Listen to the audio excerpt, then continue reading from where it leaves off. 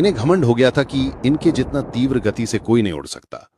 श्री कृष्ण के अस्त्र सुदर्शन चक्र, इन्हें घमंड हो गया था कि इनके जितना शक्तिशाली ना तो कोई अस्त्र है ना कोई शस्त्र, और इन्हें कोई परास्त नहीं कर सकता। श्री कृष्ण की दूसरी पत्नी सत्यभामा, सत्यभामा खुद को श्री कृष्ण की सबसे सुंदर और सर्वश्रेष्ठ पत्नी समझती थी। तब श्री कृष्ण एक लीला रचते हैं। गरुड़ से कहते हैं कि जाओ और हनुमान जी जहां कहीं भी हों उनसे जाकर कहो कि भगवान राम ने आपको याद किया है और उन्हें साथ में लेकर आओ।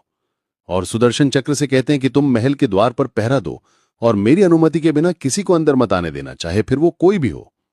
गरुड़ देव हनुमान जी के पास पहुंचते हैं और कहते हैं कि भगवान श्री राम ने आपको द्वारका नगरी में मिलने के लिए बुलाया है।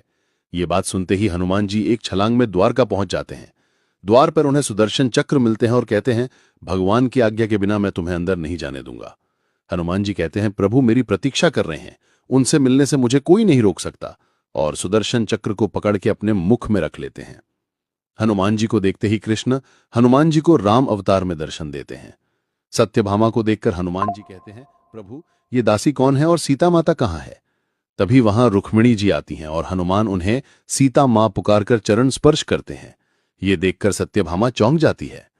तभी गरुड़ देव वहां पहुंचते हैं और हनुमान जी उनसे पहले वहां पहुंच गए हैं, ये देखकर आश्चर्यचकित हो जाते हैं। तभी कृष्ण हनुमान से पूछते हैं कि हनुमान तुम्हें द्वार पर किसी ने रोका नहीं? हनुमान जी कहते, रोका था प्रभु, लेकिन आपसे मिलने को विलंब हो रहा था इसलिए मैंने उसे मुख में रख लिया। फिर हनुमान जी सुदर्शन चक्र को मुख से बाहर निकालते हैं।